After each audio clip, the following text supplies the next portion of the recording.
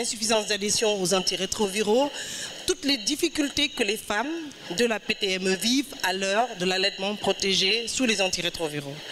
La deuxième présentation montrait un peu dans des contextes de double infection de VIH et TB que les personnes qui étaient co-infectées par le VIH, la tuberculose, étaient dans une situation de double pénibilité qui faisait qu'elles arrêtaient parfois leurs antirétroviraux avec ce concept de transhumance thérapeutique qui amenait les gens à aller finalement vers une thérapie traditionnelle. Et la troisième présentation met l'accent sur l'importance de la psychologie clinique en rapportant tout ce que la psychologie clinique a pu faire pour accompagner les processus thérapeutiques, et tout en mettant en exergue finalement cette méconnaissance qui persiste autour du concept psychosocial, qui est un concept fourre-tout où on met, qui prête à confusion. Je crois que l'analyse de Carillon a eu l'intérêt de montrer la nécessité de démédicaliser les ruptures de soins. Très souvent, les sciences sociales prennent pour acquis le principe d'observance, alors que là, elle propose d'avoir une distance critique avec cette notion d'observance qu'elle définit comme une idéologie de l'autorité médicale qui culpabilise les femmes, les patients, mais aussi qui, en quelque sorte, est une remise en cause de l'efficacité et de la crédibilité, mais aussi de la légitimité de la médecine. Cette présentation aussi nous rappelle l'importance de contextualiser les comportements et de rapporter plus d'expériences subjectives de la vie quotidienne avec les antirétroviraux en décentrant les analyses finalement sur d'autres thématiques d'inobservance dans le système de soins.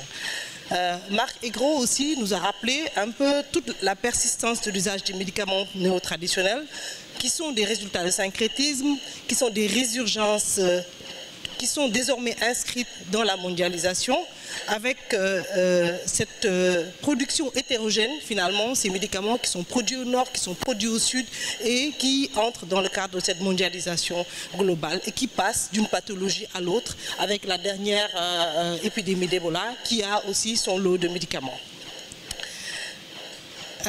Les perspectives anthropologiques de ces communications-là.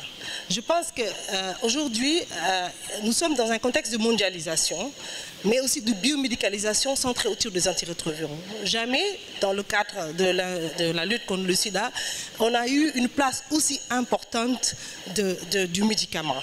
Et aujourd'hui, nous sommes dans un contexte où nous devons investiguer les formes d'une normalisation ou d'un exceptionnalisme. Est-ce que le fait que les médicaments soient si efficaces nous emmène à accepter cette forme finalement de dire que tout va bien? Nous pensons qu'il faut analyser les effets de la stigmatisation, de la biomédicalisation, des processus d'accès et de suivi des personnes vivant avec le VIH. Mais aussi quelque chose qui n'est pas suffisamment apparu, c'est vraiment les représentations sur les antirétroviraux. Que pense aujourd'hui la population sur les antirétroviraux, chez les patients, les soignants, dans la population générale? Il nous semble que ce sont des aspects qui doivent être investigués. Mais aussi comparer, analyser l'évolution des itinéraires thérapeutiques. On parle souvent des ruptures de soins, mais et des stratégies de maintien de soins. Il existe des patients qui sont sous traitement antirétroviral depuis 10 ans, 15 ans et qui vont bien. Il nous semble qu'il est important d'investiguer aussi cela en fonction des profils individuels, des contextes socioculturels et des systèmes de soins. Mais aussi important, c'est apparu dans plusieurs présentations, et je reviendrai sur ça, sur les spécificités masculines dans les processus et pratiques thérapeutiques. Le genre, nous avons eu 4 présentations lors de cette session.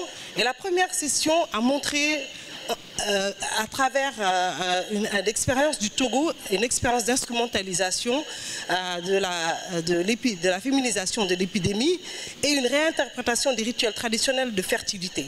Promotion de la virginité, désormais, la promotion de la virginité devient une stratégie politique nationale de prévention du VIH avec des trophées qui sont soutenus à la fois par les églises locales, mais aussi internationales.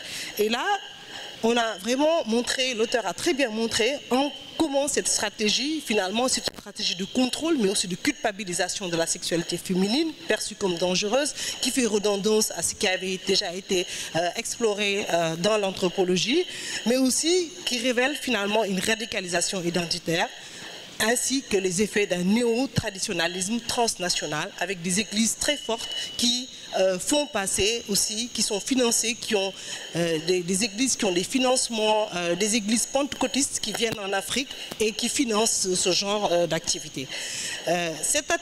Une autre présentation aussi nous montre une dissonance entre la baisse de l'attention portée au VIH, à la PTME. Finalement, on assiste à une banalisation progressive ainsi que la persistance de difficultés d'accès aux antirétroviraux. Le VIH devient un peu une maladie comme les autres, parfois même une maladie qui, elle, bénéficie d'un traitement, et en même temps, on nous montre à travers cette présentation toutes les difficultés que les femmes, les personnes vivant avec le VIH ont au quotidien pour prendre leur traitement. Et surtout, ce qui est intéressant dans cette présentation, c'est qu'elle nous montre qu'avec l'efficacité des antirétroviraux, on assiste parfois à une approche plus coercitive des soignants, qui n'hésitent plus à sanctionner en cas de non-respect de l'observance. Et aussi, une évolution des attitudes féminines. Autant les premières femmes vivant avec le VIH il y a 4, 10 ans, 15 ans, avaient une approche plus affirmative. Aujourd'hui, avec l'efficacité des médicaments, dans certains pays et dans celui qui a été présenté, on se rend compte que les femmes ont tendance plus à s'isoler et parfois à vivre un peu leur séropositivité dans le secret, ce qui peut être à la fois source de souffrance, mais également source tout simplement de normalité. Dans les questions du genre aussi, nous avons 2 autres sessions et nous allons terminer sur le genre pour ça, pour vraiment montrer, il y a été montré aussi la difficulté de l'implication des hommes.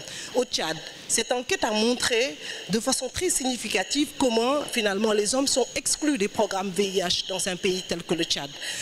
Et avec une séparation dans ce pays où il existe une séparation entre les hommes et les femmes, des hommes qui ne sont pas touchés par les programmes de sensibilisation, qui n'ont pas accès aux activités de promotion du VIH, mais aussi des hommes qui finalement prennent leurs antirétroviraux, se cachent avec des groupes d'hommes qui les soutiennent et finalement dans certaines situations extrêmes qui se laissent mourir.